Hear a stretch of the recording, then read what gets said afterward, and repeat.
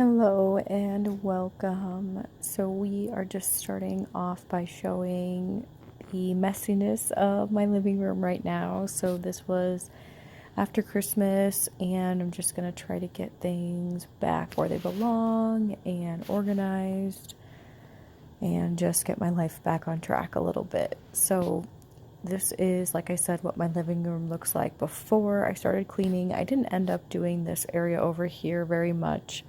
I really just wanted to get all the things off the floor and vacuum and then do some laundry. There's my tiny little Christmas tree.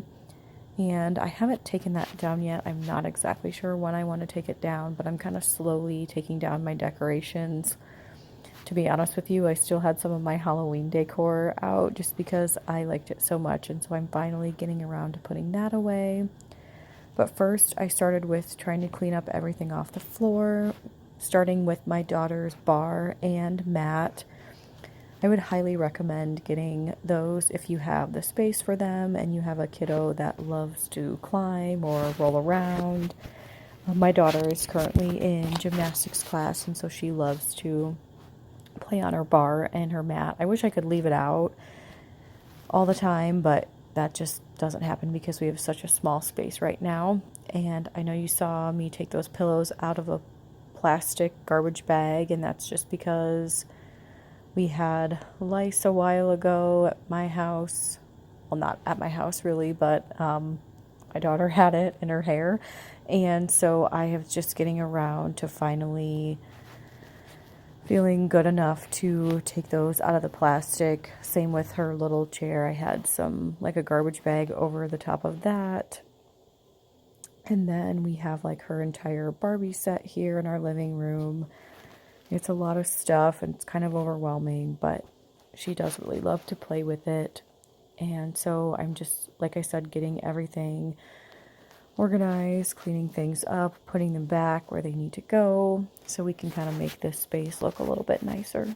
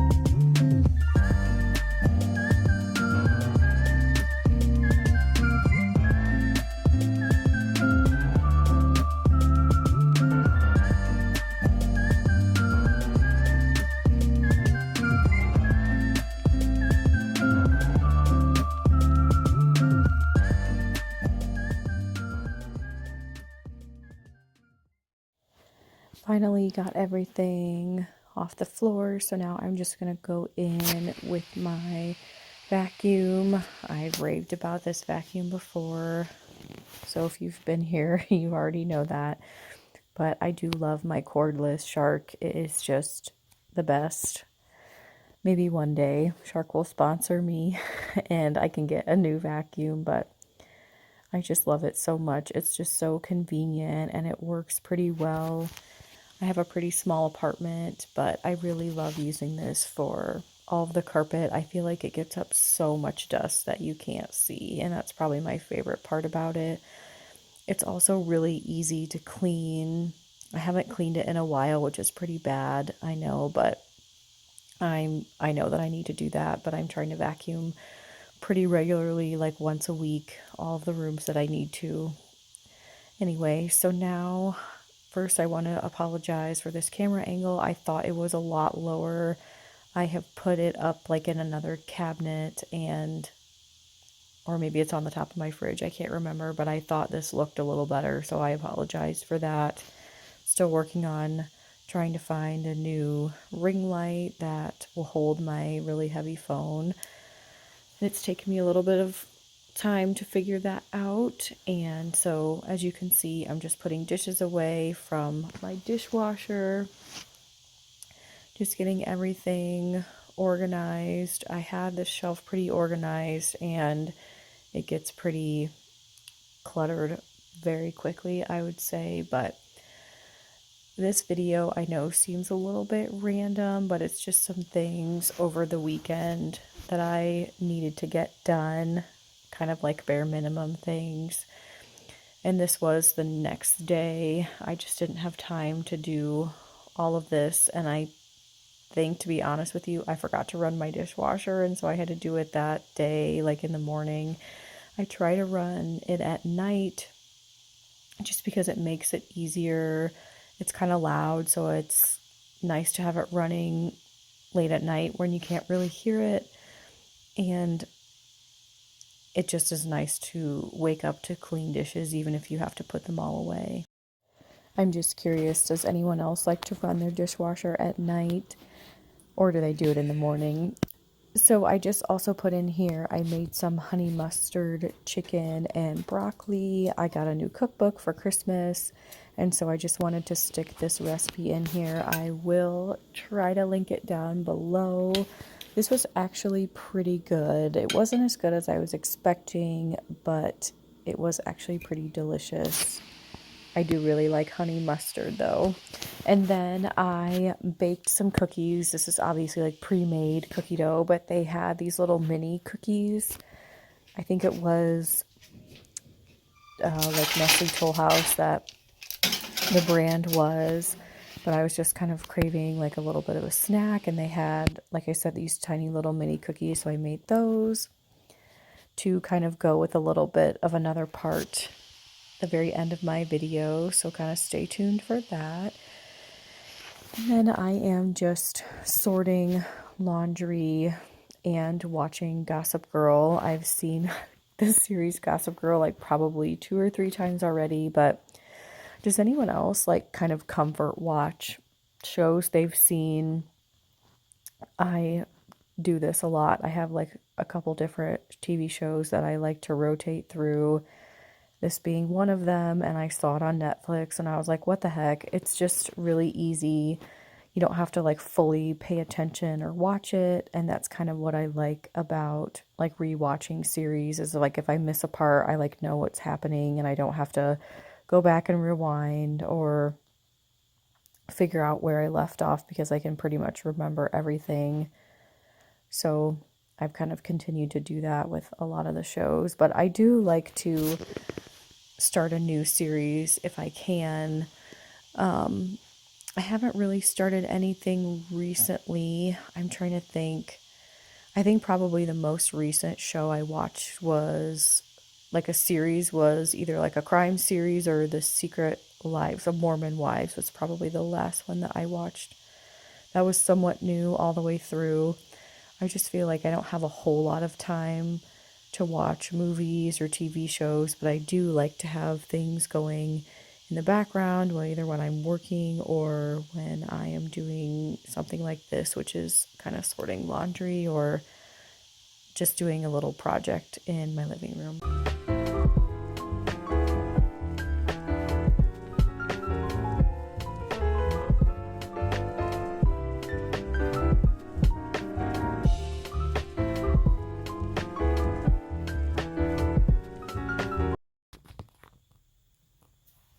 Hello everyone. Hope you enjoyed the beginning part of the video. So the next thing I'm going to do is talk about the goals that I'm going to set for 2025. So I have a financial goal, a health goal, and then I also have I'm going to call it a career goal, but really it's not for my full-time career. It is more for my YouTube channel content, which obviously is not a career, but I hope to possibly do something with this part-time. I don't know if that's going to happen, but I'm still going to keep that as one of my goals in mind for 2025. So I first am going to start with the financial goal that I have for myself, and that is to pay off my student loan. So I have a Parent Plus loan that has a pretty high interest rate, and I'm trying to pay that down as quickly as I can. And so I'm hoping to pay it off by the end of the year. Oops, sorry, there goes my now it's hard to put back up. So I'm hoping to finish paying that off by the end of the year, at the end of 2025. But I'm not sure if that's going to be attainable, but I think it's going to be pretty attainable for the most part. So last year, my goal was to pay off my car. I got my car that I currently have in July of 2023. So it took me about, I think, 17-ish months to pay that off. And like I said, my goal for 2024 was to get that paid off, and I did achieve that. I am so excited. I actually just got my title in the mail, and it was super exciting to finally have that done. I worked really hard at trying to get that paid down, and I feel super proud of myself that I was able to get that done, especially on just one income. It's been kind of a rough year. I had some unexpected financial situations, and so I was really, really proud to still be able to do that. So the next goal that I have is a health goal, and I was doing pretty well with working out this year, kind of in the beginning of the year, but I've really fallen off at the end of the year with the holidays and things just being busy and being sick a lot. So I am hoping, and I'm going to set a health goal of working out at least twice per week. I think that is a good starting point. I think once a week is not really enough, but twice a week seems like a pretty good place to start for that. And then my career, you could call goal, or I could just say like a YouTube goal, would be to have at least 50 subscribers here on my channel. And I'm hoping to like try to put out a little bit more content. It feels a little bit hard to do a video once a week, but I'm going to try really, really hard to try and get that done, like a full video, and then probably at least a couple, maybe like one or two shorts per week. So those are the goals that I have for 2025.